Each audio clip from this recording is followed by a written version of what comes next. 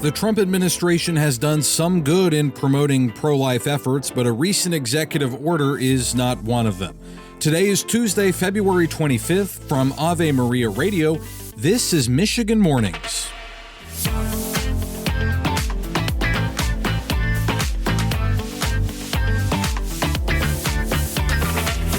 Good morning from Ishpeming. I'm Matthew Handley. Let's begin with this news.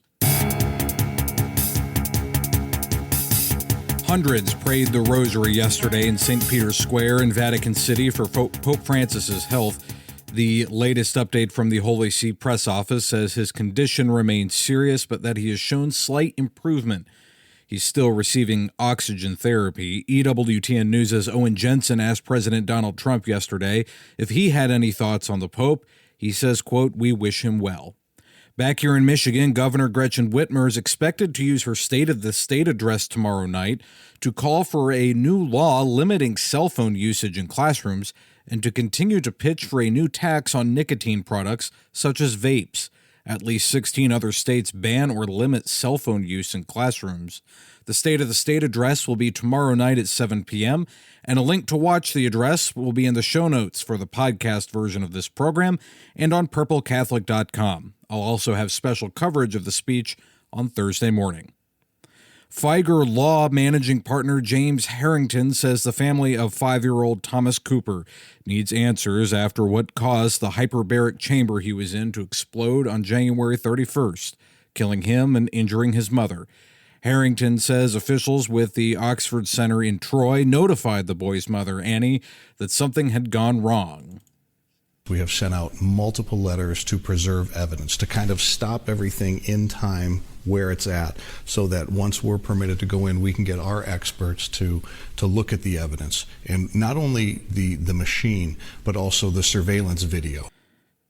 Cooper was being treated for ADHD and sleep apnea, and a relative had paid $8,000 cash for 40 treatments. The U.S. Food and Drug Administration has approved hyperbaric chambers for 13 disorders, but ADHD and sleep apnea are not among them. Pregnant women in the city of Kalamzoo can now receive $1,500 before the baby is born and $500 a month for the baby's first year. It's the RX Kids program that has been successful in Flint and has now launched in the city of Kalamazoo. We really don't want having a baby, which should be a joyful thing for families, to be a stressor or to be something that throws their financial situation into chaos. We want it to be able to be a peaceful, joyful time for families. That was Alyssa Stewart with the Kalamazoo Community Foundation. A kickoff event was held Sunday at the Kalamazoo Valley Museum, and people can enroll in the program at rxkids.org. People need to provide proof they live in the city and are pregnant, but there is no limit based on their income.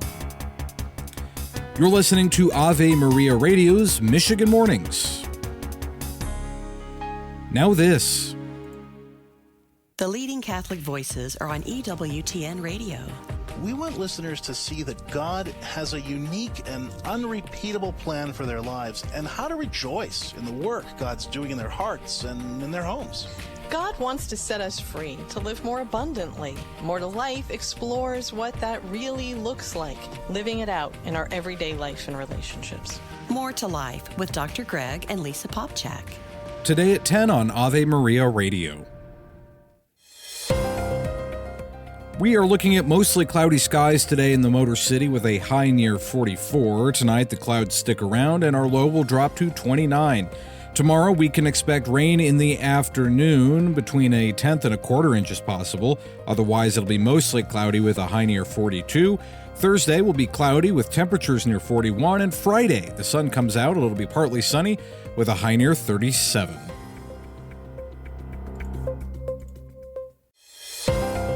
We're starting out our day cloudy in the Saginaw Valley, but it'll gradually become mostly sunny with a high near 42 today. Tonight will be mostly cloudy with a low around 27. Tomorrow, we can expect a chance of rain and snow before 10 a.m., then likely rain in the afternoon. Our high will be 40. Thursday, we can expect mostly cloudy skies with temperatures near 40, and Friday will be partly sunny with a high near 35.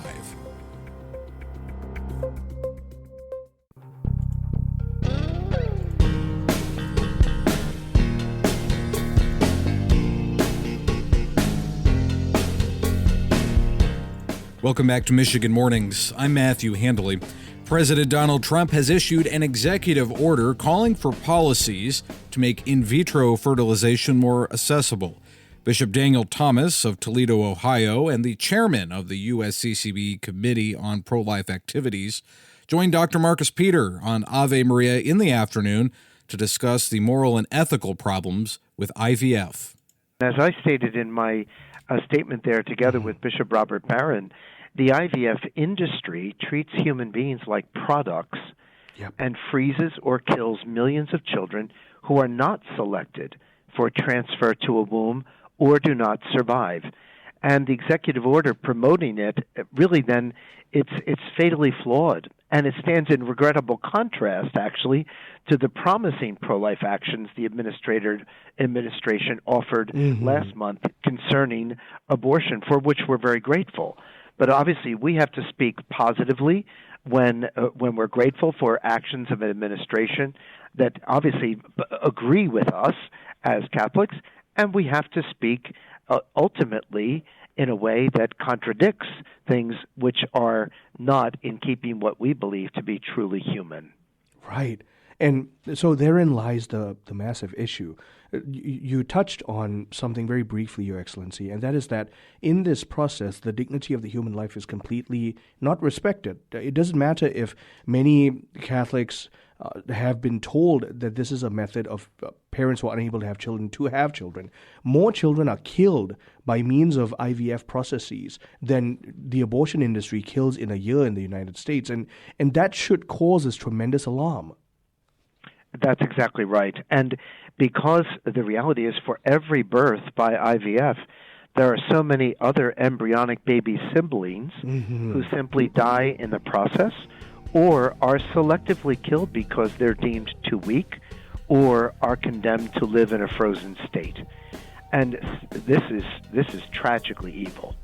You can catch Ave Maria in the afternoon, weekdays at 4 o'clock. St. Gregory of Nyssa says, God teaches us that death to sin and life in the Spirit is his gift, and promising that whatever he puts to death, he will restore to life again. I'm Matthew Handley. That does it for this edition of Michigan Mornings on a Tuesday. Lord willing, I'll talk to you again tomorrow. Until then, goodbye.